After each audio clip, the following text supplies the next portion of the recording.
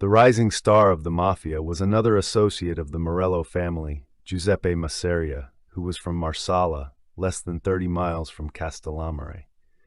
He was short, fat, and slovenly, though well-dressed, and he had a reputation for ruthlessness. After several failed attempts on his life, he became known as the man who can dodge bullets. In August of 1922, he had just walked out of his apartment on 2nd Avenue when he was shot at by two gunmen. After chasing him into a store, they kept on shooting until they ran out of bullets. Then they made their getaway on the running boards of a waiting car. The driver plowed straight through the crowd that had formed. Masseria escaped unscathed, though there were 2 bullet holes in the straw hat that had remained on his head throughout the incident. Valenti was thought to have been responsible, possibly working on the orders of D'Aquila. Realizing that he could not resume his position as New York's effective boss of bosses, Giuseppe Morello became Masseria's consigliere and chief strategist. Masseria and Morello then invited Valenti to a meeting at a restaurant on 12th Street, but when Valenti arrived, he was met by 3 of Masseria's gunmen. In the ensuing shootout, a street cleaner and an 8-year-old girl were wounded. Valenti tried to escape by jumping onto the running board of a taxi, but it is thought that he was shot down and killed by lucky Luciano. Joe Masseria then took over the Morello family, with Giuseppe Morello as his number 2. The Mafia then confined itself to making money out of prohibition, which presented an easy option. Masseria still coveted the top job, so on the 10th of October 1928, D'Aquila was gunned down as he left his doctor's office. D'Aquila had played the part of a self-effacing mafioso so well that his death only made page 20 of the New York Times, where he was described as a cheese importer. However, a careful observer might have been alerted by the fact that an eyewitness suddenly had an attack of amnesia. Masseria was now Joe the Boss, and a boss of bosses, unlike any who had gone before him. He demanded a piece of every racket that existed, and it was suicide to refuse.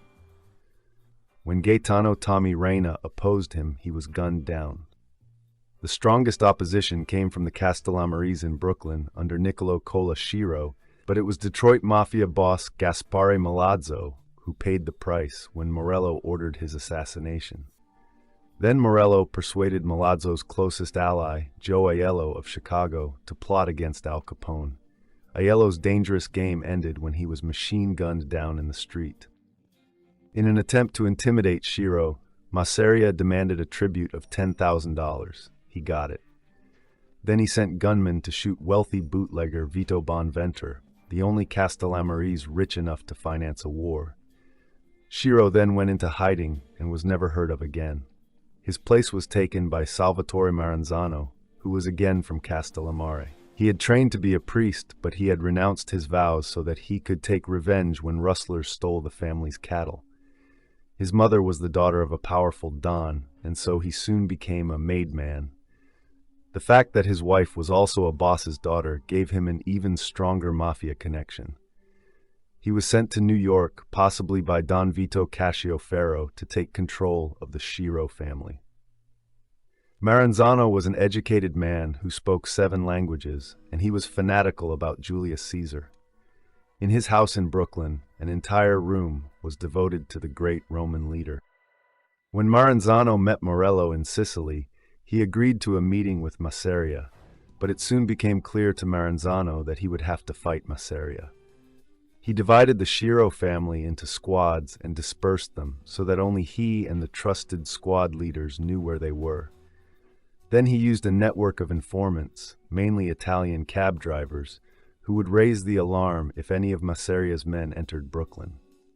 Masseria and his bodyguards were constantly ferried between safe houses in the Bronx, Yonkers, and Long Island, using armored cars and convoys. Maranzano took no chances. He carried a Colt, a Luger, and a machine gun, along with a knife strapped to his back, and he paid inordinate attention to detail. He even filled his own shotgun cartridges every night before he went to bed. Maranzano recruited as many gunmen as he could. He preferred people from Castellammarese, but he was so short of manpower that he took anyone he could get. Even Joe Valachi, a small-time burglar of Neapolitan extraction, found himself initiated into the family. But Maranzano's best recruit was Bastiano Domingo, usually known as Buster from Chicago. His father had been blown in half by a shotgun, and his mother had been terribly disfigured by a car bomb.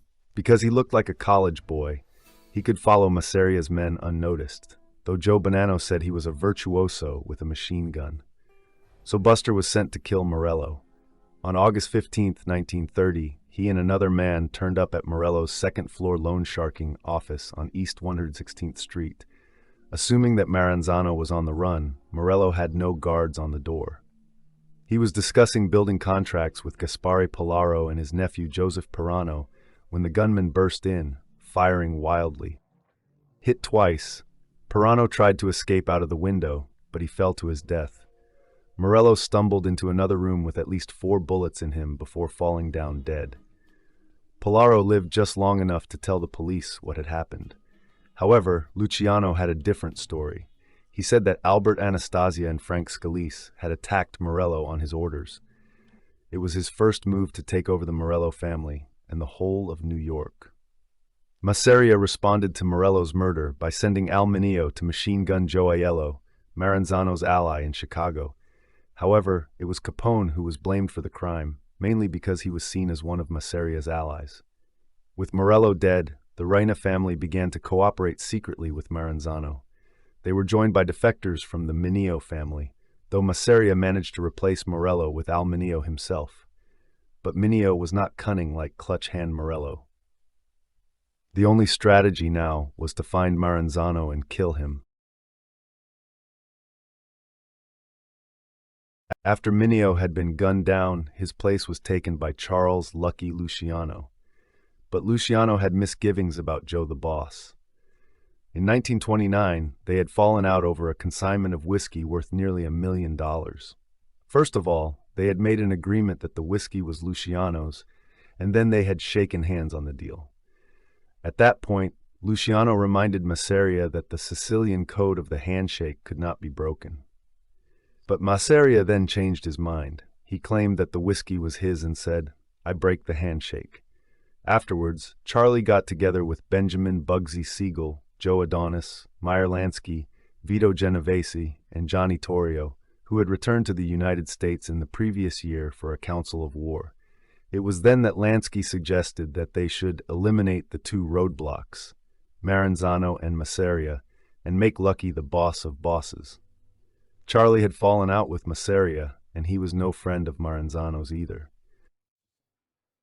A few days after his confrontation with Masseria, Luciano met his friend Tommy Lucchese in a Turkish bath on Upper Broadway and agreed to meet Maranzano.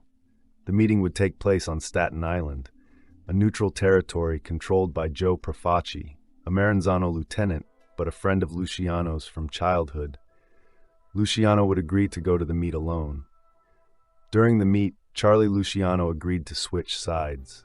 But Maranzano put a condition on the alliance that Luciano would have to kill Joe Masseria. However, under Mafia rules, Luciano could not expect to succeed his boss if he killed him. He could take only a secondary role in the new hierarchy. More likely, he would be murdered in revenge. After Luciano had refused to murder Joe, the boss, he was knocked unconscious. When he came to, he was hanging by his wrists from a beam. Although the men that surrounded him were masked, he could see that one of them was Maranzano. When Luciano again refused to kill Masseria, they started beating him with clubs and belts and burning him with cigarette butts. In the end, he passed out, but when he came to, the torture began again. Maranzano made it clear that if Luciano did not agree to kill Masseria, he would die. Somehow Luciano found enough strength to lash out with his feet, catching Maranzano in the groin. Furious, Maranzano grabbed a knife and slashed Luciano's face, severing the muscles that covered his right cheekbone. Luciano would bear the scars for the rest of his life. Maranzano also slashed Luciano's chest, but when an underling pulled out a gun, he told the man not to shoot him. "Let him live," said Maranzano. He'll do what has to be done, or we will see him again." They cut him down, bundled him into a car, and threw him out onto the road, some distance away. A police car patrolling the area found him and took him to the nearby hospital. Luciano refused to talk, so rumors circulated that he had survived a one-way ride. "He had been lucky to live," said Meyer Lansky.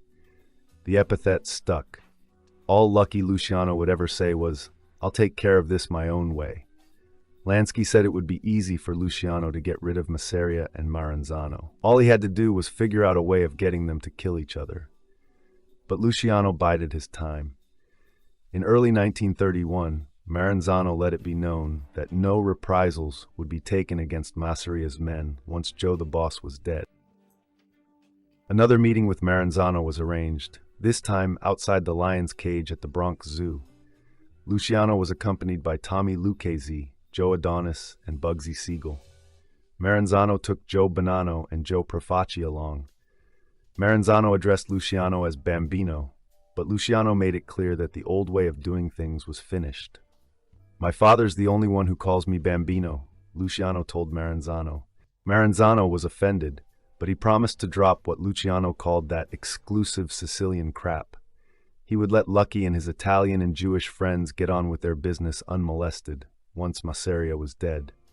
For his part, Luciano agreed to forget about the scars on his face. Maranzano embraced him. "Whether you like it or not, Salvatore Lucania, you are my Bambino," he said.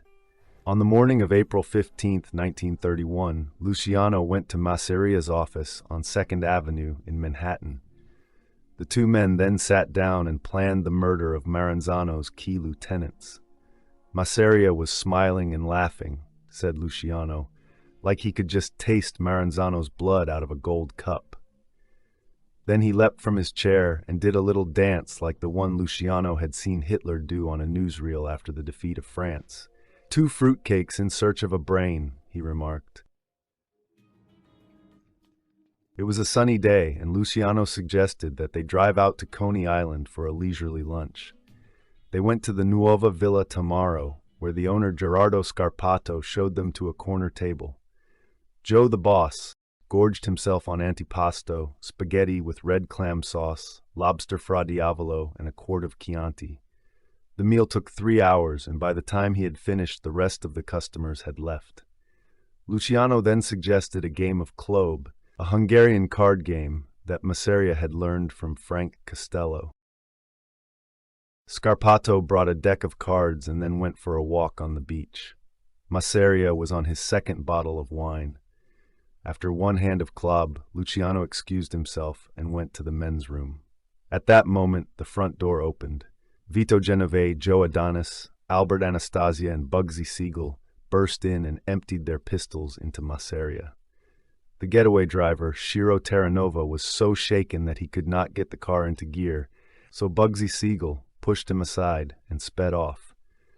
Charlie Luciano then emerged from the lavatory and quietly called the police. When they arrived, he told them that he had no idea why anyone would want to kill Joe.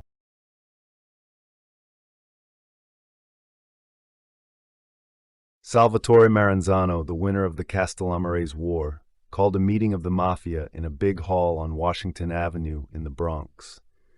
400 or 500 mafiosi turned up. Maranzano, still a shadowy figure, was introduced by Joe Profaci.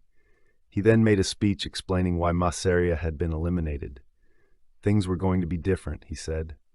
In the new setup, he was going to be the boss of all bosses. The New York Mafia was going to be divided up into new families. Each would have a boss and an underboss, and beneath them there would be lieutenants or captains. Soldiers would then be assigned to each captain. Maranzano then spelt out the rules. The Mafia came before anything else.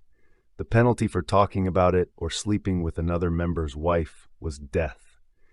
They were not even allowed to talk to their own wives about the mob, on pain of death. In addition, Mafia members must obey orders from their bosses and captains or die. Members were not allowed to lay hands on another member in anger, and disputes were to be decided by hearings. Maranzano insisted that the war was now over. There was to be no more ill feeling. They must forgive and forget. If your own brother was killed, don't try to find out who did it to get even, said Maranzano. If you do, you pay with your life. These rules were adopted by other mafia families across the United States. Maranzano also set up New York's 5 families, naming Luciano, Profaci, and his own chief of staff, Joe Bonanno, as bosses of their respective mobs. Vincent the Executioner Mangano would be head of the Gambino family, while Tom Gagliano, who had originally been appointed by Masseria, would remain head of the Reina family. Vito Genovese would be underboss of the Luciano family, Albert Anastasia would become underboss of the Mangano family, and Tommy Lucchese would be appointed underboss of what now became the Gagliano family. Some of those who had been in the Schiro family under Maranzano would remain with him as a palace guard.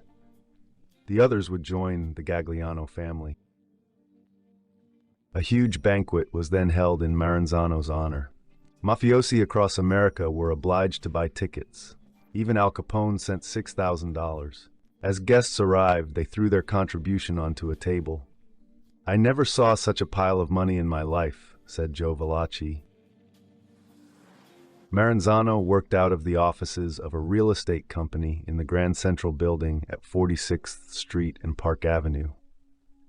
In September 1931, he told his men not to come into the office carrying guns because he was expecting a police raid. But soon afterwards, he was warning his sidekicks that they would have to go on the mattress again. That is, another war was about to break out, so they would have to move from apartment to apartment, sleeping on mattresses. Maranzano had decided that he had to get rid of Luciano and Genovese. Costello, Adonis, Capone, and Willie Moretti from Fort Lee, New Jersey would also have to go, along with Dutch Schultz, who was not part of the Cosa Nostra. Maranzano hired Irish gunman Vincent Cole to kill Luciano, paying him $25,000 in advance. There would be another $25,000 when the job was done.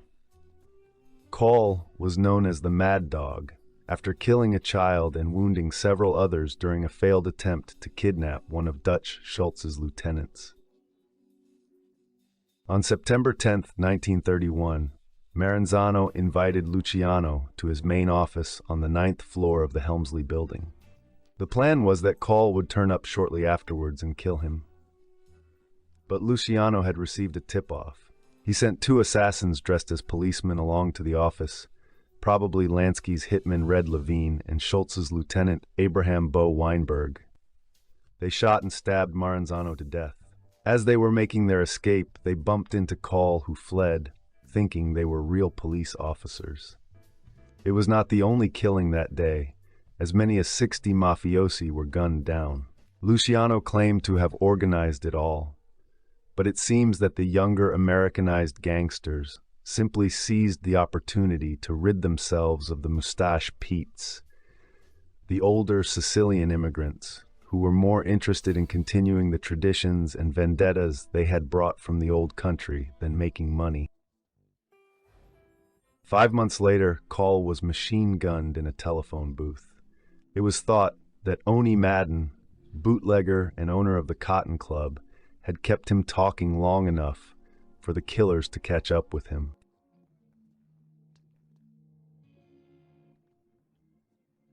Charles Luciano and his family arrived in the States when he was about 10 years old, settling on the Lower East Side of Manhattan. Within a year, he was already involved in burglary and extortion, robbery, and other petty crimes. His future longtime business partner, Meyer Lansky, moved to New York with his family in 1911. Luciano and Lansky became firm friends, along with Lansky's younger sidekick, who was Benjamin Bugsy Siegel. After regularly failing to attend school, Luciano was sent to a reformatory for truants in Brooklyn. On his release, he got a job as a delivery boy for a milliner, his only legitimate job. However, in 1916, he was caught carrying heroin concealed under the hat bands and was sentenced to a year in jail. While he was inside, he thought it better to change his name to Charlie because Sal, the diminutive of Salvatore, invited homosexual interest. When he was released, he formed a gang with Meyer Lansky, Bugsy Siegel, Frank Costello, Joe Adonis, and Vito Genovese. Together they began robbing banks, pawn shops, and moneylenders on the Lower East Side. When America entered the First World War, Charlie was old enough to be called up, but he had no intention of serving. It was not because he was afraid of fighting. He just knew that his life with the guys would be over if he joined the military. Instead, he contrived to catch gonorrhea, though later on he said that if he had known how painful the cure was, he would have gone to the trenches. When the National Prohibition Act was passed in 1919, the Luciano gang went into the bootlegging business. The operation was financed by veteran gangster Johnny the Fox Torrio and Arnold Rothstein, whose mythic reputation included the unfounded claim that he had fixed the 1919 World Series. Both Masseria and Maranzano wanted a share of Charlie's bootlegging business, but Charlie disliked Brooklyn, Maranzano's territory, so he sided with Masseria, becoming his chief lieutenant.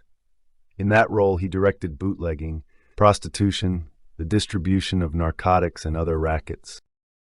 In order to steer clear of the law, he quit frontline crime and confined himself to strategy. He was a strict disciplinarian. Under him, failure was not an option.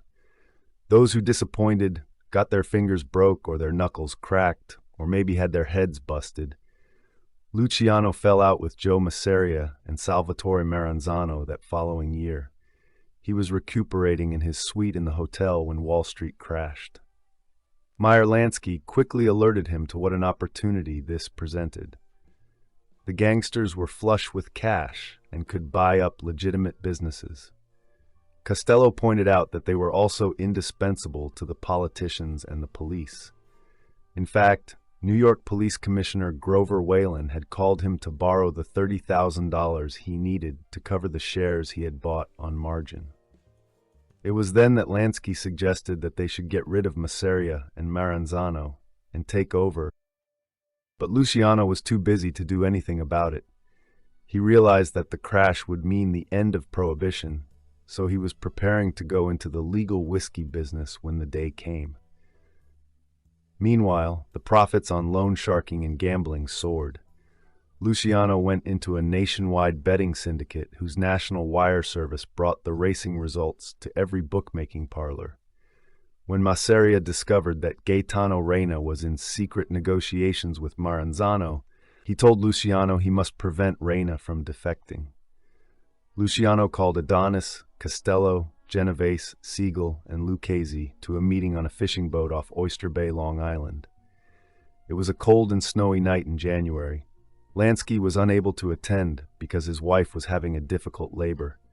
When she gave birth to a crippled child, she saw it as a judgment from God, and to make matters worse, Meyer Lansky had a breakdown.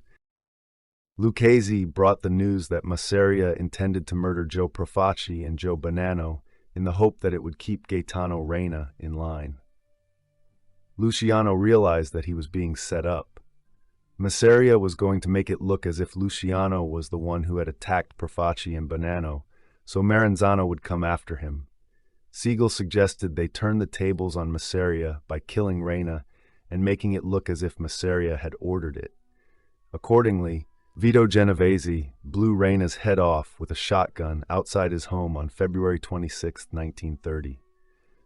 Masseria confirmed the impression that he had been responsible by calling in Reina's top lieutenants, Gaetano Gagliano, Tommy Lucchese, and Dominic the Gap Petrilli, and telling them he was installing one of his own men, Joe Pinzolo, as their new boss. They complained to Luciano, who gave them the go-ahead to eliminate Pinzolo. Then they reopened negotiations with Maranzano. Lucky made up his mind about what he was going to do. He confided in Albert Anastasia, who hugged him. According to Luciano, it was Anastasia who insisted they kill Giuseppe Morello first, because this guy can smell a bullet before it leaves the gun. That done, Masseria and Maranzano were next, and then they can take over.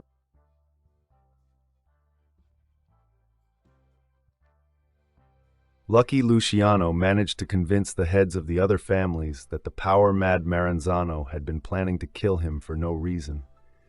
In such circumstances, eradicating him was within the rules. Even Joe Bonanno, Maranzano's protege, saw the need for his elimination.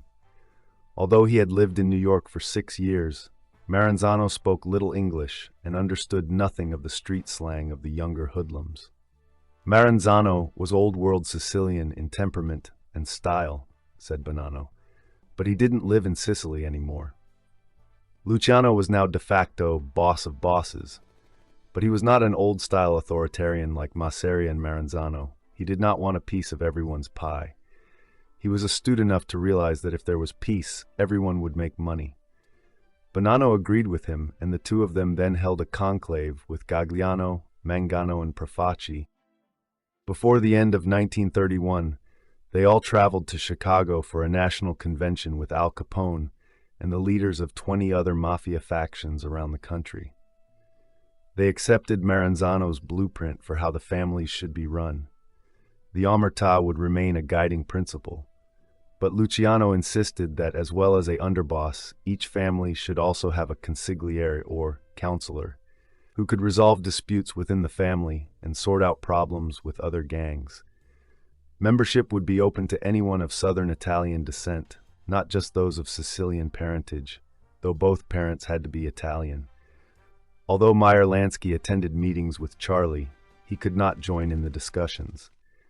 The Bonanno family, however, clung to the old rule that all members should be Sicilian. The number of made men in each family was fixed. New members could only replace those who were dead. Indeed, membership of the Mafia was a lifetime commitment. "The only way out is in a box," said Luciano. But that was only codifying the existing position. Luciano's innovation was the introduction of the commission. Originally, it was to be called the Commission for Peace, but that was too difficult for the younger Americanized mafiosi to say in Italian or Sicilian. The commission was to be the American Mafia's National Board of Directors.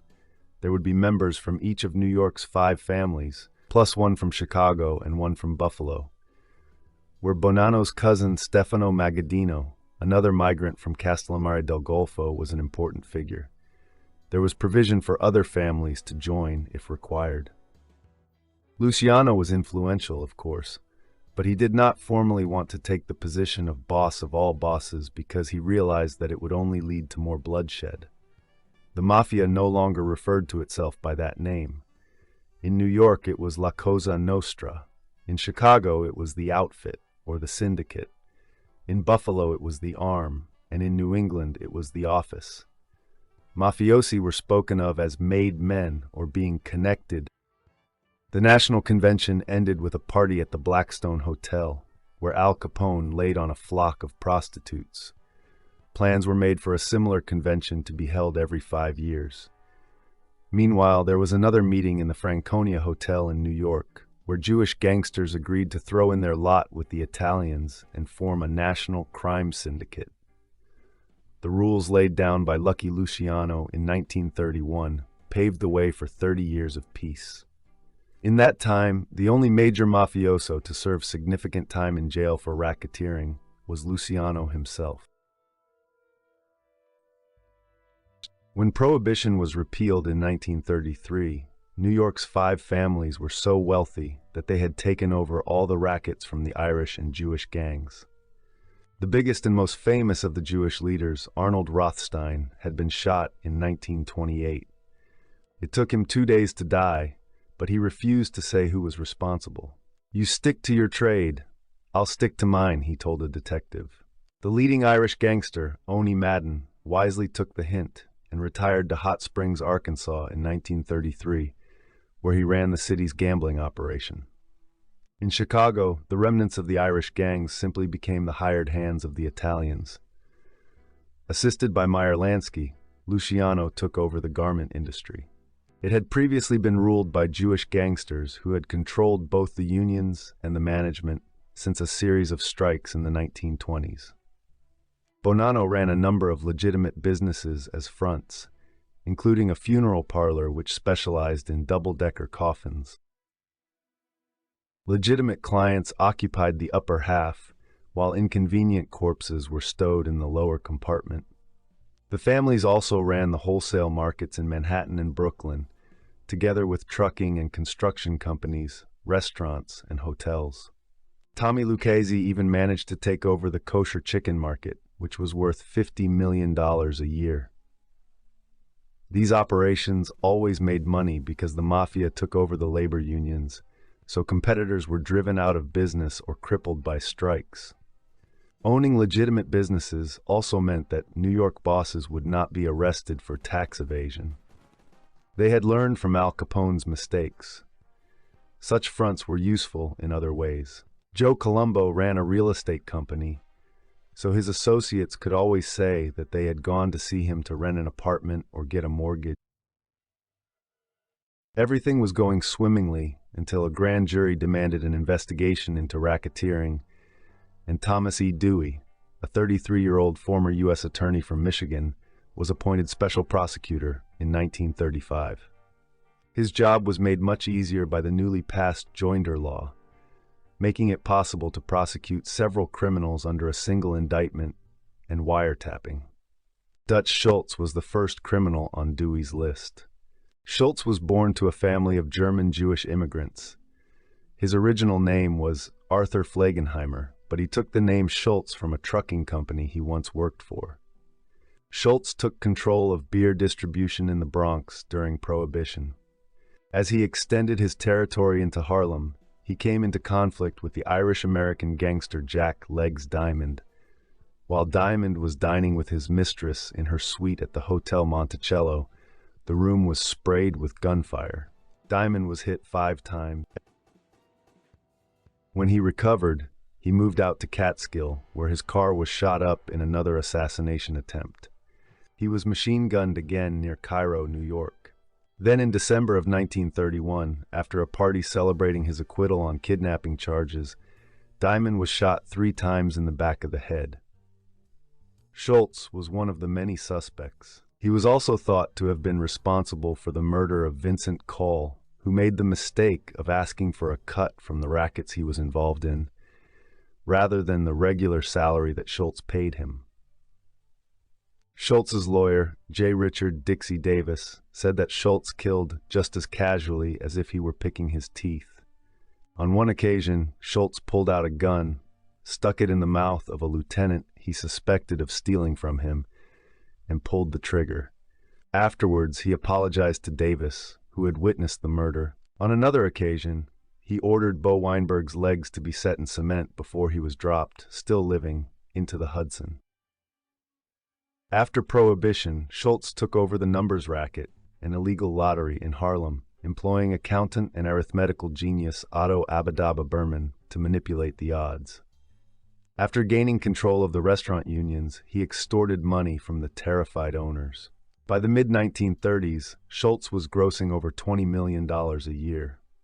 When the federal prosecutors charged him with tax evasion, he made sure that the trial was moved to Malone in rural New York, where he bribed the entire town. Outraged at Schultz's acquittal, New York Mayor Fiorello LaGuardia gave instructions to arrest him on sight if he returned to the city, which forced Schultz to relocate to Newark. When Dewey assembled a new grand jury to investigate Schultz's avoidance of the law, Schultz tried to ingratiate himself with the mafia bosses by converting to Roman Catholicism. He also began plotting Dewey's assassination. Albert Anastasia was hired to kill Dewey when the prosecutor made a call to his office from his usual drugstore phone booth. An alarmed Anastasia told Luciano, who called an emergency meeting of the commission, killing a man like Dewey would make the mob the focus of attention. Consequently, it was decided that Schultz was too dangerous, so he had to go. Anastasia hired 2 professional Jewish hitmen, who murdered Schultz in the men's room of the Palace Chop House and Tavern in downtown Newark, along with his bodyguards and Berman, his accountant. Luciano then took over the numbers game in Harlem, as well as Schultz's restaurant racket. Schultz's murder was one of the few mafia hits that anyone was convicted for. In 1941, Murder, Inc., hitman Charlie the Bug Workman was jailed for killing Schultz and his henchmen. He served 23 years. The other gunman, Emmanuel Mendy Weiss, went to the electric chair for the murder of Joseph Rosen. With Schultz dead, Dewey went after Luciano, who was unknown to the public because he preferred to stay out of the limelight. But Luciano was well known to Dewey. He and his consigliere Frank Costello were close associates of a number of leading figures in Tammany Hall, New York's corrupt, democratic establishment. Unfortunately for them, Dewey was a Republican. He also believed that Luciano's stated occupation as a gambler could not fund his ritzy lifestyle. At that time, he had a private plane and was living in a 3-roomed suite in the Waldorf Astoria, which was costing him $7,600 a year. However, Luciano kept no written records, and he was wary about what he said on the phone. Then Dewey got lucky. Eunice Carter, the only woman on his staff, was making investigations for the Women's Court when she came across a chain of 300 brothels across Manhattan and Brooklyn, which employed 2,000 working girls and made $12 million a year. When she dug further, she discovered that it was being run by David "Little Davy" Batillo, a man who had often been seen in Luciano's company. In January 1936, Dewey's men raided 80 whorehouses, arresting hundreds of pimps, madams, and hookers, 3 of whom claimed direct knowledge of Luciano's involvement in the business. With Dewey closing in, Luciano flew out to Hot Springs, Arkansas, then a sanctuary for Oni Madden and other gangsters. Dewey drew up an extradition order on 90 counts of aiding and abetting compulsory prostitution, then known as white slaving. Luciano was jailed in Arkansas, but within 4 hours he was freed on $5,000 bail provided by Hot Springs chief detective. Dewey was not to be thwarted, though. With the aid of a squad of state troopers, his men simply kidnapped Luciano and took him back to New York. Using the new joinder law, Luciano and his 12 co-defendants were brought to trial in May and June 1936. Luciano was billed as the czar of organized crime and head of the Combine, as the brothel chain was known. In court, a prostitute claimed to have had sex several times with Luciano in the Waldorf Astoria. Furthermore, she said she had overheard him ordering a brothel to be wrecked in order to penalize a recalcitrant madam. Heroin addict Cokie Flo Brown said she had been at meetings with Luciano where he discussed putting madams on a regular salary, rather than a slice of the takings. He also talked about franchising his whorehouses, like the A&P Interstate supermarket chain. A waiter and a chambermaid from the Waldorf Astoria also said they had seen him with co-defendants against whom there was harder evidence. When he was called to the stand, Luciano maintained that he was a gambler and a bookmaker who would not demean himself by becoming involved in prostitution except as a client. However, Dewey was in possession of Luciano's telephone records, which showed that the phone in his suite had been used to call a number of his co-defendants, along with Al Capone and numerous other notorious gangsters. He claimed that he did not even know some of them. Dewey also had copies of Luciano's tax returns from 1929 to 1935, in which he maintained that he enjoyed a maximum annual income of $22,500. Yet Luciano was unable to explain how he could live like a king. He was further discredited when it was revealed that in 1923 he had avoided a drugs bust conviction by informing on another dealer. The mafia boss had even failed to observe the omertà. Luciano was convicted on all counts and sentenced to between 30 and 50 years in jail. In the following year, his appeal failed, even though the 3 main witnesses had recanted. Dewey supplied evidence that the retractions had been obtained by coercion. The verdict made Dewey a national hero, and he was elected District Attorney of Manhattan in 1937.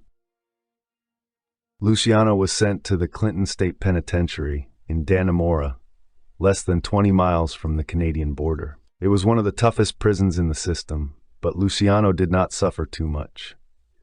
His co-defendant, Little Davy Batillo, served as his personal chef and valet, and he spent most of his time playing cards and strolling around the place like he was the warden, as one guard remarked. The mobster continued to run things from his cell. When Dewey ran for governor of New York State in 1942 as a stepping stone for his presidential bid in 1944, Luciano offered to ensure his success, provided Dewey pardoned him when he was elected. However, Luciano's lawyer, Moses Polikoff, saw a flaw in this strategy. If Dewey pardoned Luciano, he would probably be impeached, thereby ruining any chance he had of becoming president. Luciano needed to give Dewey a legitimate reason for releasing him. Luciano had read in the newspapers that the United States Navy was worried by the number of Italian immigrants working in the docks in New York. America was at war with Italy, so the Italians had divided loyalties. Strikes in the docks hindered the war effort, vital supplies were being stolen, and merchant ships were being sunk off the East Coast, possibly because of tip-offs from dock workers. However, the Mafia controlled the International Longshoremen's Association. If Luciano could ensure the security of the docks, releasing him could be seen as a patriotic gesture. What he needed was a front-page story that would bring home to the public the ever-present danger of sabotage. On the 7th of December 1941, the day the Japanese attacked Pearl Harbor, the American authorities seized the French luxury liner SS Normandie, which was tied up in New York Harbor. They planned to convert it into a troop ship. However, Albert Anastasia had other plans. On February 9, 1942, he set fire to the Normandie, which succeeded in putting waterfront security on the front page. In order to avoid prosecution for the murder of fellow racketeer Ferdinand Baccia, Vito Genovese had fled back to Italy in 1937, where he became a close friend of dictator Benito Mussolini. Frank Costello was now acting head of the Luciano family. At his prompting, union bosses and other leading figures in the Italian community pledged their allegiance. They let it be known that even Italian and Sicilian gangsters were patriotic Americans who would rally to the flag. Encouraged by this show of support, the Navy set up Operation Underworld, a government-approved plan that made organized crime part of the war effort. A young reserve officer named Lieutenant Charles R. Haffenden was put in charge of the operation. Dewey's office put him in touch with Luciano loyalist Joseph Sox Lanza, who ran the Fulton Street fish market. No one had a stall there without Lanza's say-so. Every boat that landed fish there paid him $100, and every truck that hauled fish away paid another $50. He exercised such tight control through murder and intimidation that he could even run the fish market from his prison cell in Flint, Michigan, when he was imprisoned there for conspiracy in the 1930s. Wary of being seen talking to a man in uniform, Lanza agreed to meet Haffenden outside Grant's tomb on Riverside Drive and 122nd Street. He agreed to supply the Navy with union cards so that its agents could work in the fish market, but any assistance in the docks or along the rest of the waterfront would need to come from Luciano. After an initial meeting with Meyer Lansky in a hotel dining room on West 58th Street, overlooking Central Park, Lucky was called to the warden's office at Dannemora. There he took a confidential telephone call from Frank Costello. However, Lucky refused to meet anyone from the government unless he was moved to a better jail. Dewey's office duly got him moved to Sing Sing State Prison, just 25 miles north of New York City. It was like going from Siberia to civilization, said Luciano. I got a very nice cell all to myself. A clean one with hot and cold running water. I even had decent toilet paper for the first time in 6 years. A little thing like that can mean a hell of a lot when you're shut up in jail. When he arrived at Sing Sing, Luciano went to the lawyer's room, where Lansky had laid out a spread of all of his favorite food from New York delicatessens. Haffenden had to wait until Luciano had finished eating before he would discuss business. Then, Haffenden asked Luciano if he would be willing to use his influence to help the government. Why are you fellas so sure that I can handle what you need while I'm locked up in the can? Luciano asked. Haffenden said that he had it on very good authority that anything Luciano said would be acted on where it counted. Luciano then agreed to help. While Haffenden went off to convey the news to his boss at Naval Intelligence, Luciano tackled the representative from Dewey's office. I repeated my promise that Dewey would get all our support and we would deliver Manhattan, or come damn close, in November, which would mean he'd be a shoo-in, said Luciano. Then as soon as he got into office, he had to make me a hero. The only difference would be, a hero gets a medal, but I'd get parole. If not, Luciano would smear him in the newspapers, claiming that Dewey had persuaded witnesses to perjure themselves at his trial. He had tried this tactic before at his appeal, but with Dewey running for president, the Democrat newspapers would print all the dirt on him they could get. While Dewey's man consulted his boss, Lucky, Meyer and Frank Costello discussed cornering the market in meat and gasoline now that rationing had been introduced. The best that Dewey could offer Luciano was to have him deported back to Italy once the war was over. For his part, Luciano agreed to pay Dewey $90,000 and $25,000 went straight to his secret campaign fund, and the remaining $65,000 to be delivered in cash in small bills when he boarded the boat. When Luciano later checked, he discovered that the $90,000 never appeared in Dewey's books or tax returns, nor did it appear in his campaign funds. It had simply been pocketed. As good as his word, Luciano stopped strikes and sabotage in the docks, and information obtained from Operation Underworld led to the capture of 8 German agents who landed from a U-boat in June 1942. With Luciano's help, Dewey was elected governor in 1942, serving 3 consecutive terms. He won the Republican nomination for the presidency twice, but then went on to lose to the incumbent Franklin D. Roosevelt in 1944 and Harry S. Truman in 1948. His defeat at the hands of Truman was entirely unexpected. The Chicago Daily Tribune even printed the headline, "Dewey defeats Truman," before the true result became known. After the war, Governor Dewey granted Luciano executive clemency, and he was deported in 1946. While Luciano duly gave Dewey the $65,000 he had promised, Lansky gave Luciano a going-away present of his own, a suitcase containing $1 million. They later got together in Cuba, where they ran narcotics into the United States. Luciano died in Naples in 1962.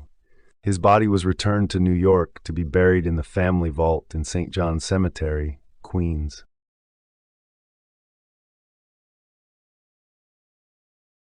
The Mafia's enforcement arm, Murder, Inc., was the creation of Louis Lepke Buckhalter. He was born on the Lower East Side in 1897. While his 3 brothers went on to become a rabbi, dentist, and pharmacist, Lepke became a mugger, shoplifter, and burglar, serving 2 prison terms before he was 22. By 1927, he was leading a predominantly Jewish gang called the Guerrilla Boys, who were engaged in extortion and labor racketeering. Their murderous record was so well known that in 1935, Albert Anastasia was awarded the contract on Dutch Schultz from Lepke's gang. Expanding into Brooklyn, Buchalter hired a gang of young killers, the Brownsville Gang, to handle his rackets in the garment industry. The gang also undertook further contract killings for Anastasia. Anastasia persuaded Frank Costello and the commission that they should relay orders through him to Lepke, who would send the boys from Brooklyn to kill anyone the Mafia wanted eliminated. The Italians who ordered the killings would have an alibi, while the Jews who carried them out would not be connected to the victims. By the late 1930s, Lepke had around 250 tough guys administering different rackets and distributing heroin. He also ran a team of around 10 to 12 killers who were dubbed Murder, Inc. by Harry Freeman, a reporter on the New York World Telegram. They included the pious Samuel Red Levine, who would not commit murder on the Sabbath, and Harry Pittsburgh Phil Strauss, who stabbed a waiter in the eye with a fork when the restaurant service was slow. They operated out of the back room of Midnight Roses, a sweet shop in Brownsville. Anastasia, who relished the suffering of his victims, sometimes used to participate in the killings, taking with him a corps of hand-picked Italian assassins, including Vito Chicken Head Guarino, who practiced by shooting the heads off chickens. Those who had offended the mob were not simply executed. Their corpses were also arranged according to the mafia's own language of symbolism. A canary or a rodent would be placed in the mouth of a victim who was a squealer or a rat. Witnesses would have their eyes shot out or removed. Those who had stolen from the organization would have money inserted in their mouths or up their anuses. And a man who had fooled around with another man's wife, girlfriend, or relative would be castrated, and his penis would be jammed into his mouth. To avoid detection, the boys from Brooklyn developed the technique of pushing an ice pick into the victim's ear, so the pathologist performing the autopsy would think they had died of a brain hemorrhage. However, men of honor were shot in the face, so they could see their death coming. When Lepke discovered that Dewey was pursuing him because of the estimated $5 million to $10 million a year he was extorting from businesses in Brooklyn and Manhattan, he went into hiding. Before he did so, he gave Albert a list of witnesses he wanted disposed of before Dewey got to them. At least 7 of them were killed. The federal authorities were also on Lepke's tail, this time because of drug offenses. At that point, the commission decided that Lepke had become a liability. Instead of killing him, however, they arranged for him to give himself up to FBI Chief J. Edgar Hoover, using newspaper columnist and broadcaster Walter Winchell as a go-between. Anastasia convinced Lepke that he would only face a federal narcotics charge. However, no deal had been done with Dewey. Lepke was handed a 14-year sentence for drug misdemeanors and a further 30 years for extortion. During the investigation, Lepke's involvement with Murder Inc. came to light. One member, Kid Twist Rellas, so called for his deft method of strangulation, had been arrested for homicide in 1940. To save his neck, he agreed to testify against Lepke. However, 3 days before he was due to take the stand, Kid Twist fell from his hotel bedroom window and was killed, in spite of 24-hour police protection. The press called him the canary that could sing but not fly. Nevertheless, in 1944, Lepke went to the electric chair for the murder of Brooklyn candy store owner Joseph Rosen. His last-minute appeal for clemency was denied by the governor of New York State, one Thomas Dewey. Lepke was thus the only leader of organized crime to be executed for murder. Rellas' testimony sent 6 other Murder Inc. assassins to the electric chair. He also identified Don Umberto, Albert Anastasia, as head of the operation. Following Kid Twist's death, the case against Albert was dropped. 10 years later, Luciano revealed that Costello had paid police guards $50,000 to depose of him. The official version is that he met his death while trying to escape. Albert Anastasia was born Umberto Anastasio on September 26, 1902, in Pargaglia, Calabria, Italy, to Bartolomeo Anastasio and Mariana Palestina. Anastasia's father was a railway worker who died after World War I. After working as a longshoreman, he then joined a gang that robbed and raped women. Early on in his criminal career, he changed his name to avoid bringing shame on his family, although his brother, Anthony Tough Tony Anastasio, who was also a gangster, kept the original spelling. Albert set up his own bootlegging operation under the wing of Brooklyn gang boss Joe Adonis. He murdered at least 5 people in disputes over territory. In 1920, he killed Joe Torino in a quarrel over the right to unload ships with valuable cargoes, stabbing and strangling him in front of witnesses. He was convicted and sentenced to death. After 18 months on death row at Sing Sing, he won a new trial. Some of the previous witnesses had mysteriously vanished, and others had reversed their earlier testimony, allowing Anastasia to walk free. He was then taken on as Joe Adonis' enforcer, becoming known as the Lord High Executioner, the Mad Hatter, or simply Big Al. When Murder Inc. was set up, it was Anastasia who came up with the new vocabulary of contracts, hits, and marks. Although the traditional Sicilian mafiosi were suspicious of his close association with Jewish gangsters, he was present at the first meeting of the National Criminal Cartel in Atlantic City in 1929. The event was hosted by the town's boss, Nucky Johnson. Also present were Capone, Luciano, Adonis, Torrio, and Costello. They had all turned up to meet Moses Annenberg, who was setting up a national wire service for bookmakers, financed by Meyer Lansky. During the Castellammarese War, Anastasia earned the reputation of a cold-blooded killer. He was said to be in on the hit that killed Joe Masseria, and when Dutch Schultz asked for Dewey to be killed, Anastasia staked out Dewey's apartment, posing as a loving father with a child. He reported that the special prosecutor was lightly guarded and could easily be eliminated. Although Anastasia was fiercely loyal to Lepke, it was he who persuaded Lepke to turn himself in, a move that ultimately led to Lepke's execution. It is thought that Luciano put Anastasia up to it, because he was jealous of the power Lepke was accruing. When Abraham Relas informed on Lepke and Murder Inc., Anastasia went into hiding. Fearing that he might be implicated in the murder of Relas, he joined the army.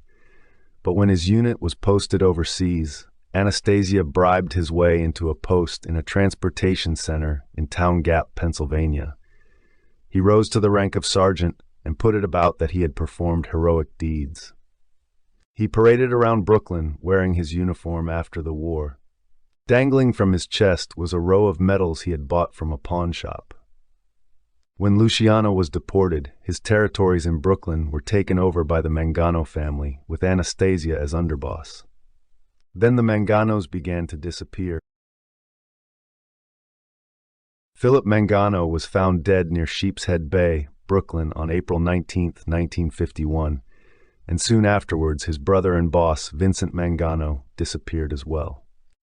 With the help of Frank Costello, Anastasia managed to convince the commission that Vincent had been planning to kill him. Indeed, allegedly Luciano had approved the elimination of the Mangano brothers. This would lead to Albert Anastasia becoming the new boss of the family.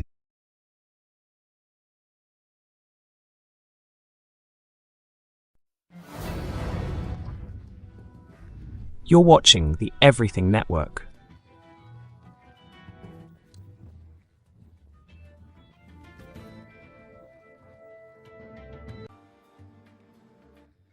"1930 was a busy year in the history of organized crime. A lot of classical mobsters were into a lot around this time. In a prelude to the Castellammarese War in New York City, New York mob boss Joe Masseria attempts to mediate a dispute between Chicago gangsters Al Capone and Joe Aiello. However, Aiello ignores Masseria's peacemaking and later threatens him for interfering. Masseria then goes to Aiello's main supporter, Detroit mobster Gaspar Milazzo, to get his support in ending the Chicago gang war. However, Milazzo refuses to help and is supported by a faction of the Brooklyn Castellammarese organization, led by Niccolo Schirò and Buffalo mobster Stefano Magadino's organization. Their actions precipitate a general split among American mafiosi and convince Masseria that these mobsters are plotting against him. New York gangster Charles Luciano, representing the Young Turks faction, began secretly negotiating with Salvatore Maranzano to persuade him to declare independence from Joe Masseria. Also, Brooklyn mobster Joe Perino is killed by members of the Castellammarese organization. Following his death, control of the Brooklyn Castellammarese is turned over to Sicilian boss Salvatore Maranzano by Buffalo, New York mob boss Stefano Magadino. Chicago and New York police detectives establish a connection between the weapons used in the St. Valentine's Day massacre and the murder of New York mobster Frankie Yale, implicating Chicago boss Al Capone in Yale's death. The U.S. Federal Bureau of Narcotics replaces the Narcotics Division of the Prohibition Unit. Also in that year, Murder Inc. gunman George DeFeo is killed in New York by the Shapiro brothers. Plus Benjamin Bennett, A New York mobster brought to Chicago by George Bugs Moran as muscle for the North Side Gang disappears shortly after his arrival. Now for a timeline month-by-month history of this year. In January, Brooklyn mobster Niccolo Schiro disappears after being forced to pay $10,000 to Joe Masseria. After his disappearance, Joe Perino succeeds Niccolo as leader of the Brooklyn Castellammarese faction. On the 5th of the month, Schiro Terranova issues a press statement regarding the dramatic robbery at the Judge Albert Vitale fundraiser dinner in New York in December 1929.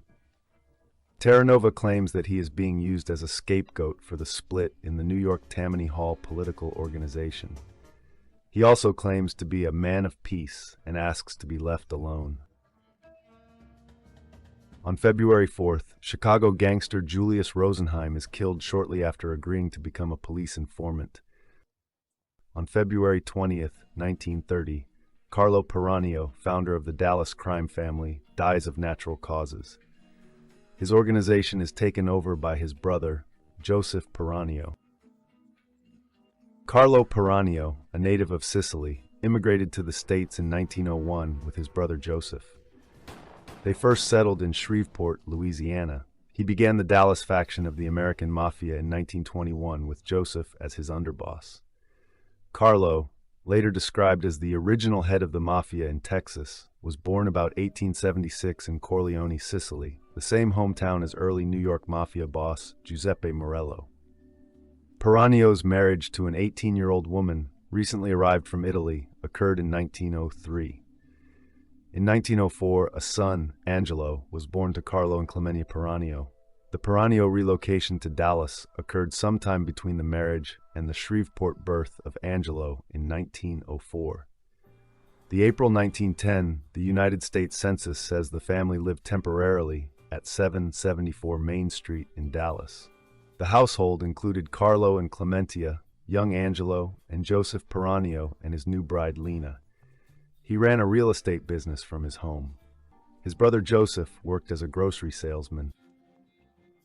Joseph was not entirely settled in Texas. He moved back to Louisiana for a few years. He, his wife, and 2 young daughters returned to Dallas by 1914. Carlo died of natural causes in 1930. Joseph took over the family after Carlo's death. He owned a number of bars, controlled numerous gambling operations, and ran some minor labor rackets through his construction business.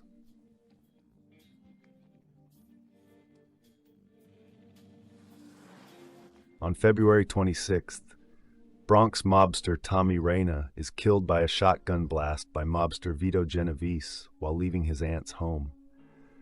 Tommy had long been a captain in the Morello crime family, being in charge of many men and operations within the Morello organization. As the Morello family fell into chaos during the 1910s, Reyna, along with Salvatore D'Aquila and Joe Masseria, split off to form their own families. Thus, by 1920, he ruled as boss of his own crime family, controlling criminal operations in the Bronx and parts of East Harlem. His crime family held a monopoly over the icebox distribution in the Bronx. Reyna's underboss was Tommy Gagliano, a former Morello gang member. In the late 1920s, Reyna formed an alliance with Masseria, who had absorbed into his now powerful organization the remnants of the much weakened Morello family. In 1925, Salvatore Maranzano arrived in New York City and took over the Castellammarese family that operated out of the Williamsburg, Brooklyn area. Reyna switched sides and began supporting Maranzano. Masseria learned of Reyna's betrayal and ordered Luciano to arrange Reyna's murder.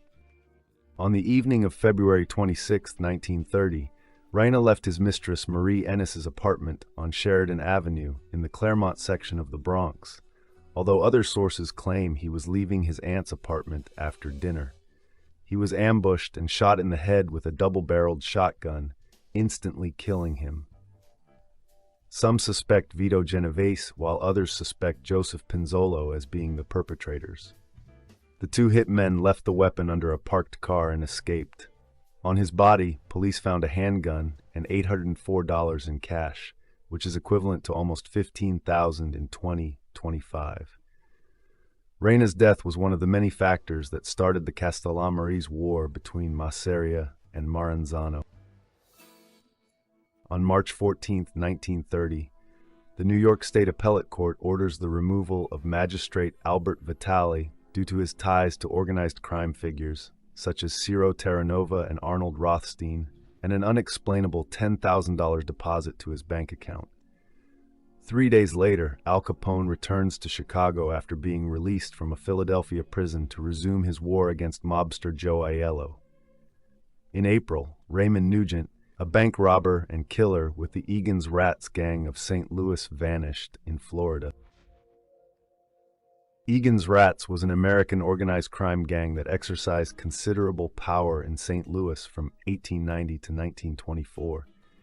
Its 35 years of criminal activity included bootlegging, labor slugging, voter intimidation, armed robbery, and murder.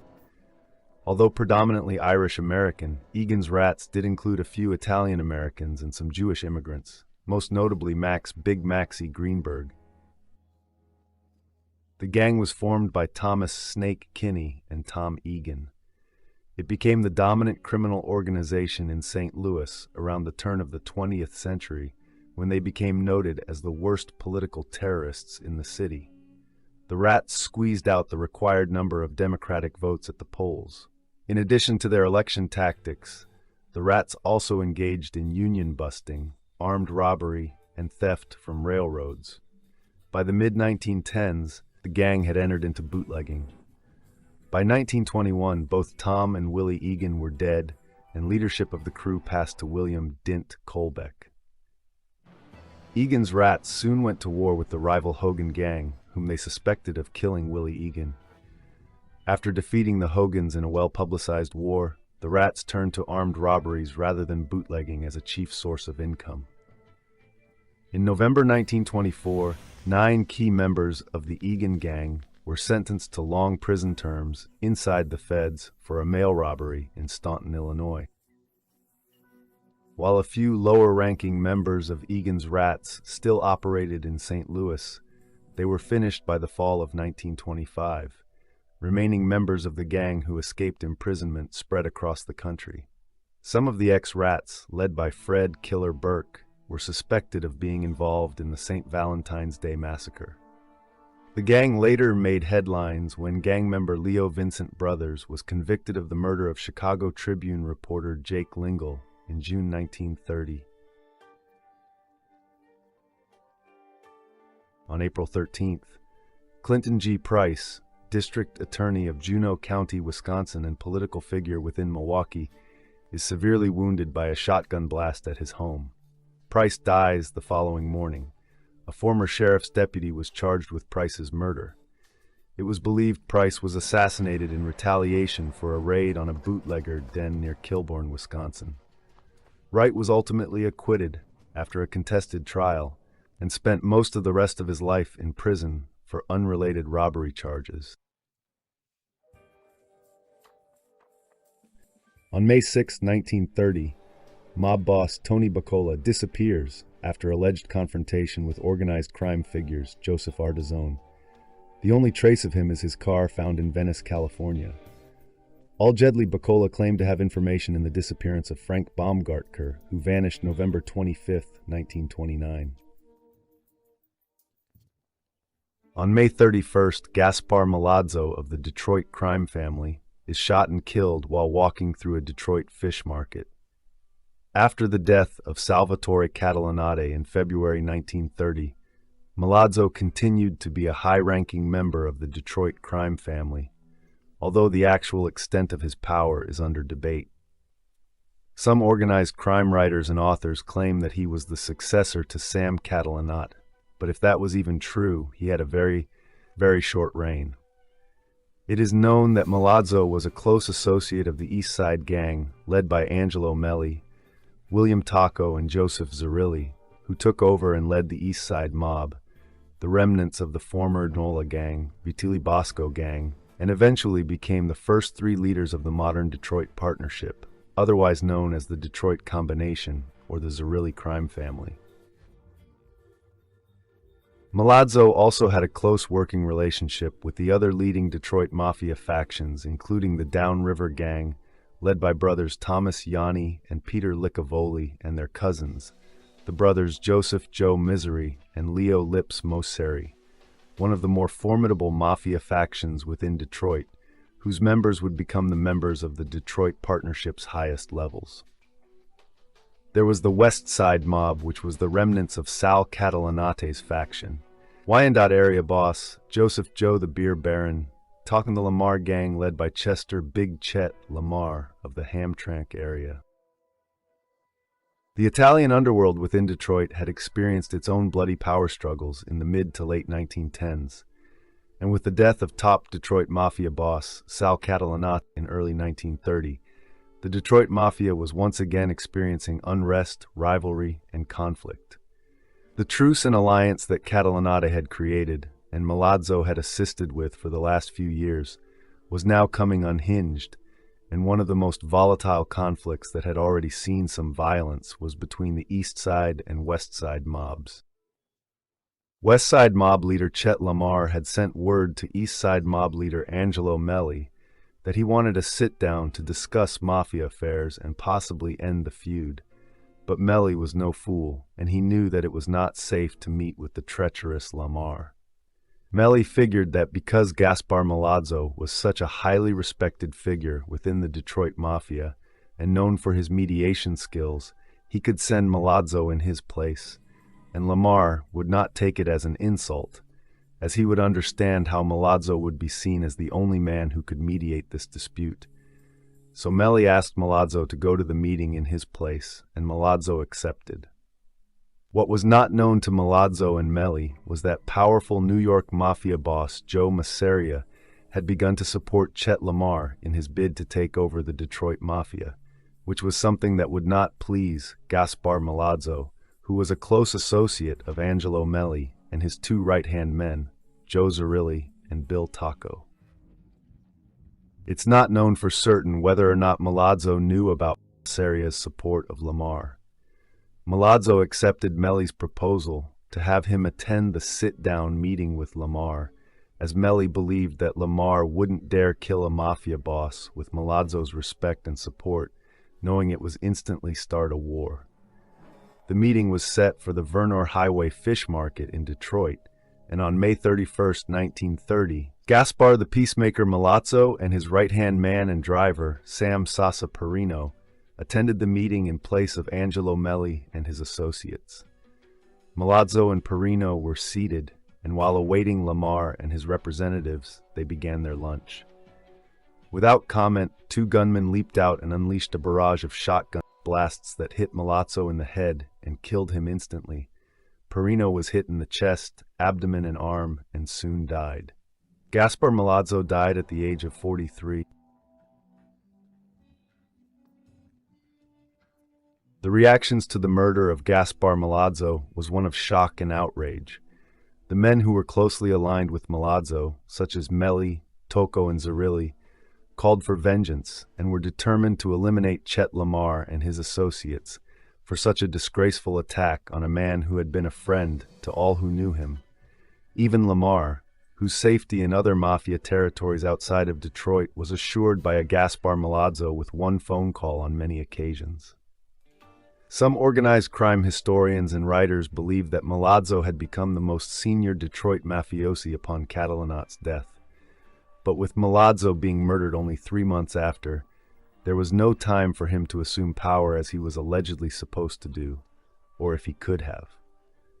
Some speculate that Chet Lamar became the top boss in Detroit, but upon Milazzo's death, his closest associates and supporters unleashed a wave of violence upon the Lamar faction and decimated it within a year, with over 14 murders. Lamar himself would be betrayed and murdered by his own men less than a year later. While some organized crime historians and crime scholars speculate that Milazzo's murder started the bloody Castellammarese War in New York City between Joe the Boss Masseria and Milazzo's associate Salvatore Maranzano, others dispute this based on the fact that close Maranzano associate and ally Gaetano Reina was murdered in New York on Masseria's orders 3 months prior to Milazzo's killing, but it is widely believed or considered to be the first volley within the nationwide mafia war that lasted from 1930 to 1931, being that Milazzo and Perino were the first Castellammarese casualties of the war, and that it was this huge insult against the Castellammarese that cemented their resolve and motivated them to go to war against Joe the Boss. You're watching the Everything Network. A day later was the Fox Lake Massacre in Fox Lake, Illinois, where Vern Miller killed 3 and wounded 2 men in revenge for the disappearance and death of his friend Eugene "Red" McLaughlin in May 1930 by Al Capone and the Chicago outfit. McLaughlin's body was found in the Chicago Canal. Born into a family of Scotch-Irish descent in Kimball, South Dakota, Miller moved 35 miles northeast to Huron in 1914 and began working as an auto mechanic. 2 years later, he enlisted in the U.S. Army, seeing action with the Pancho Villa expedition into Mexico, launched after the Mexican Revolution repeatedly spilled across the border. After American entry into World War I, Miller served in France with the 18th Infantry Regiment, the 1st Brigade Combat Team, the 1st U.S. Infantry Division, and the American Expeditionary Forces. Decorated with the Croix de Guerre by the government of the Third French Republic for courage under enemy fire, Miller rose to the rank of Color Sergeant by the 1918 armistice. After being discharged from the military, Miller returned to Huron and joined the city's police force as a patrolman. Resigning from the Huron Police Department in May 1920, he ran for sheriff of Beadle County, eventually winning the election in November. Within 2 years, however, Miller reportedly tired of the job and fled the area in early 1922 after stealing $2,600 in county funds. Within a year, Miller was tracked down by investigators and convicted of embezzlement on April 4, 1923. While imprisoned at the South Dakota State Penitentiary, Miller became the warden's personal chauffeur. He was granted parole in November 1924. By the time of his release, Prohibition was in full effect in the country, and Vernon Miller readily entered the lucrative, although at times dangerous, occupational field of bootlegging. He was fined $200 for bootlegging by a Sioux Falls, South Dakota court in October 1925, but had a clear record for several years thereafter.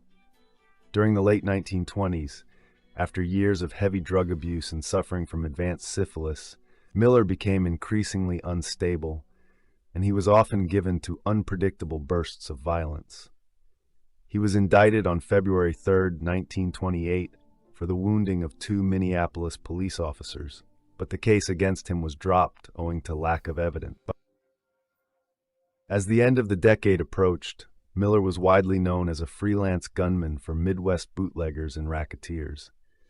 Due to Vern Miller's excellent marksmanship, allegedly there was a joke among the gangsters that Miller can sign his name with a Thompson submachine gun.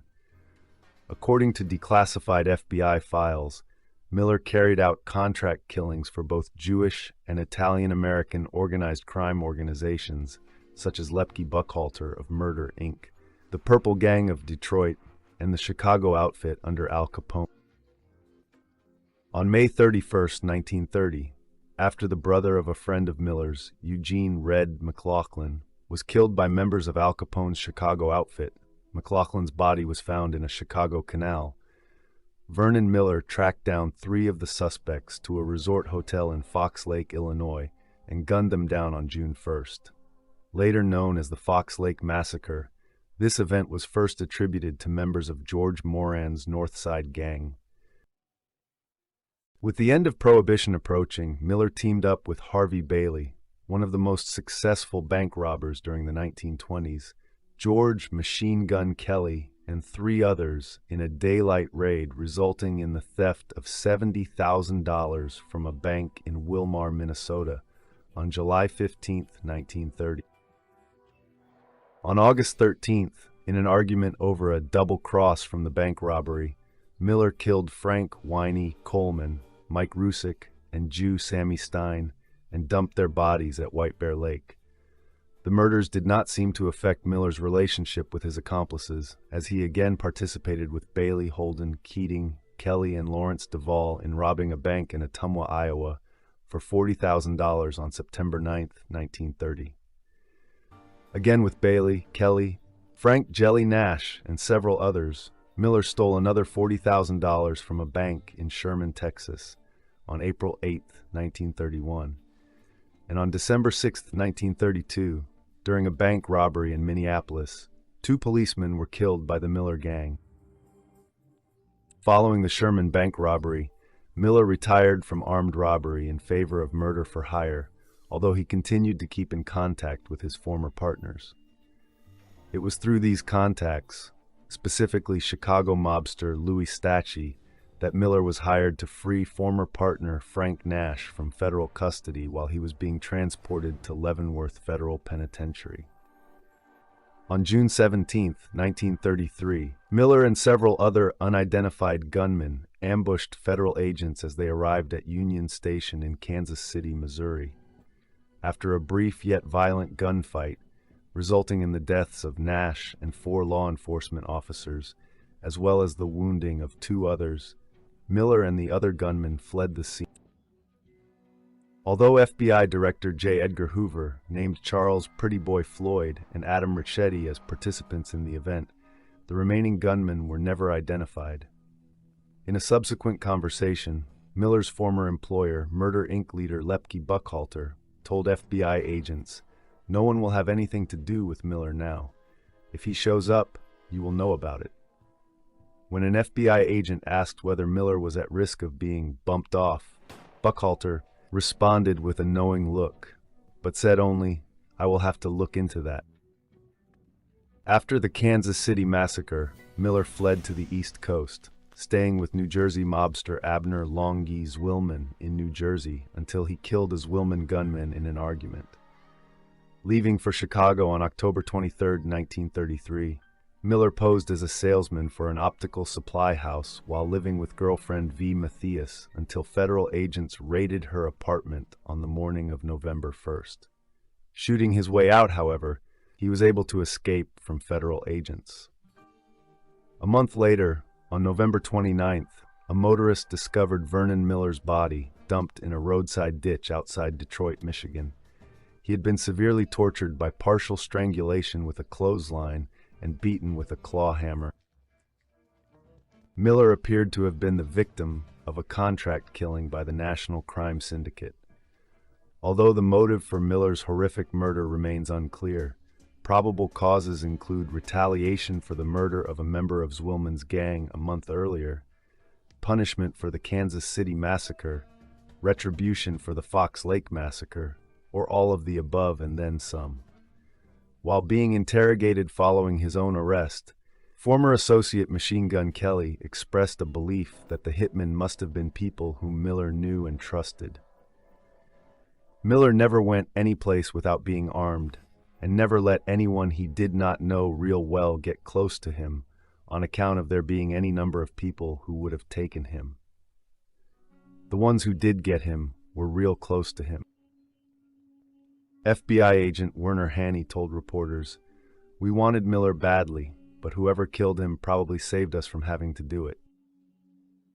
Despite his lengthy criminal record, Vern Miller was buried with an honor guard from the American Legion and with full military honors in White Lake, South Dakota.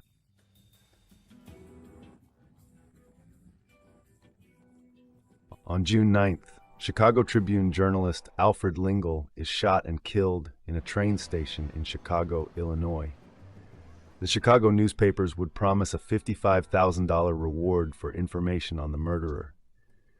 It would be rumored that Lingle had extensive connections to organized crime. Jake Lingle began his career in journalism in 1912. Lingle was known for his work as a legman covering gang-related crime stories. He reported from the scene by telephone to a writer at the Chicago Tribune office, and then that person would write up his story. During this period, Alfred made connections outside journalism, and while he earned $65 a week reporting, $1,065 in 2021 money, he had more than $60,000, close to $1 million in today's money, in the bank. In Chicago, on the afternoon of June 9, 1930, Lingle left the Sherman House Hotel, where he had conversed with some power brokers, to catch the 1:30 p.m. train to a racetrack in Homewood, where he gambled on horses. On his way through the Randolph Street terminal, he was followed by two men. One of them, described as thin, with blonde hair and blue eyes, raised his .38 caliber pistol and shot Lingle once directly in the back of the head, killing him. To find the killer quickly, the Chicago Tribune told readers the newspaper would give them a $25,000 reward if they had information that led them to the killer. Other local newspaper companies said they would throw in an extra $30,000. In January of 1931, the police received a tip and arrested a man by the name of Leo Vincent Brothers from St. Louis, Missouri. Many people swore that he was Lingle's killer. Others, including Brothers himself, denied his involvement. Convicted, Brothers was given the minimum sentence for murder of 14 years, and he served 8 years of the sentence. Lingle's death brought to the public's attention his connections with gangsters. Lingle turned out to have been setting the price of beer in Chicago and involved in organized dog racing and gambling. He had maintained 2 homes plus a suite at the Morrison Hotel and had a 6-figure stockbroker account. High-placed friends of his in the police department resigned. Not only did people discover what Lingle's occupation really was, but they also learned about the gangs and about those with whom Lingle was associated.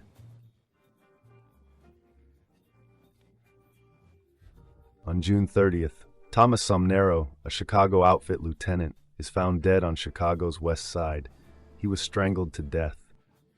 On July 5th, Cleveland, Ohio mobster Joe Perello is killed, along with his bodyguard Sam Telaco, by an unidentified gunman while dining at a restaurant owned by mobster Frank Milano.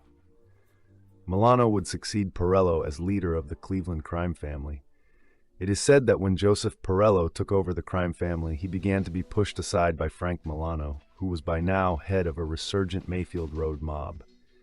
Perello began reasserting his power and demanded that Milano turn over cash owed to him, as well as make a large monetary payment as a sign of his loyalty. Milano agreed to do so. On July 5, 1930, Perello and his bodyguard, Sam Telaco, went to Milano's restaurant, the Venetian on Mayfield Road in Cleveland's Little Italy neighborhood.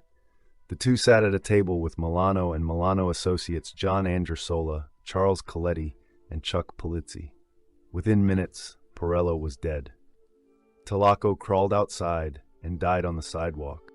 A series of killings left Milano's Mayfield Road mob in control of the Cleveland crime family.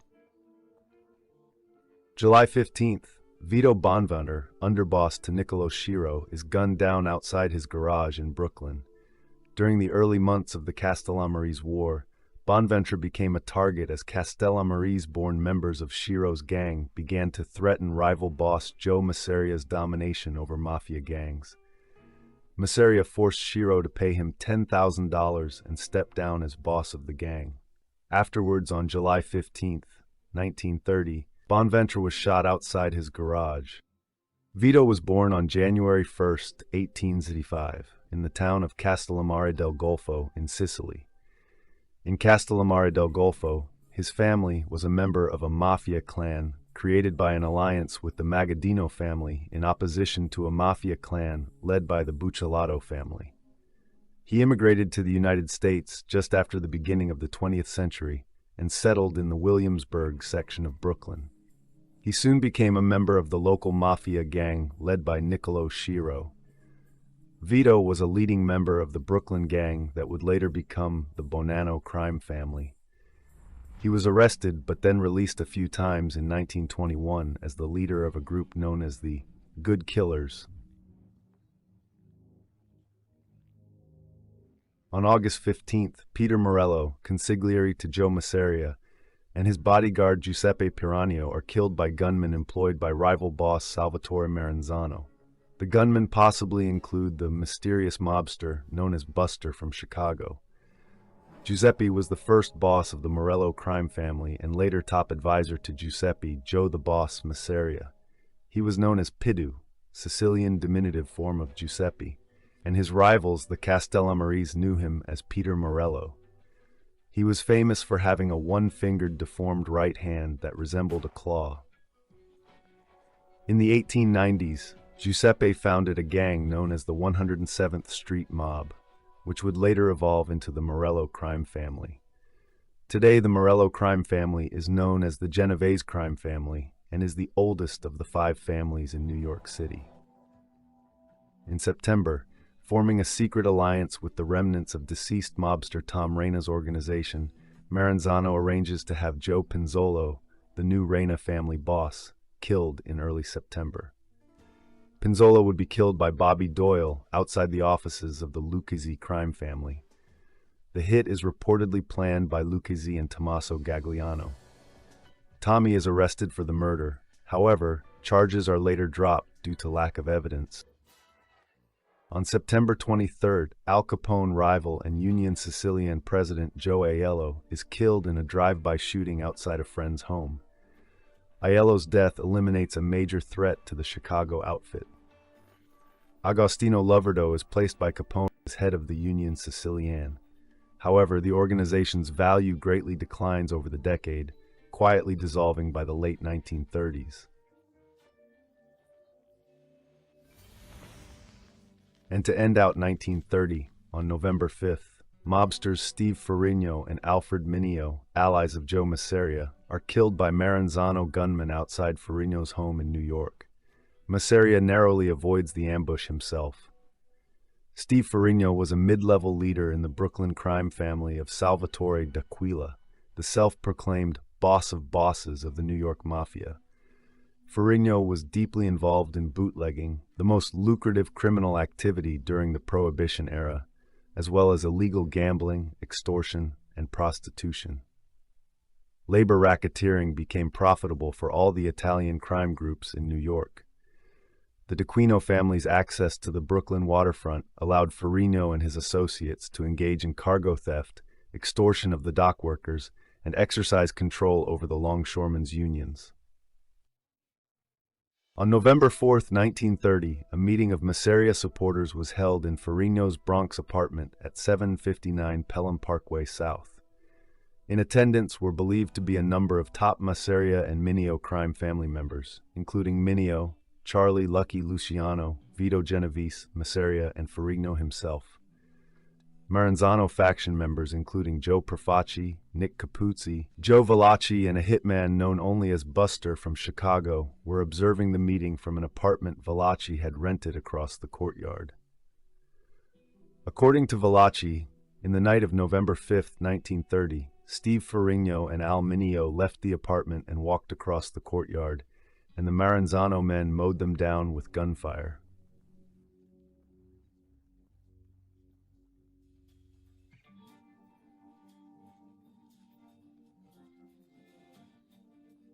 If you haven't already, please take a second to subscribe to the channel, and also don't forget to click on the notification bell so you'll be up to date on all videos released from the Everything Network.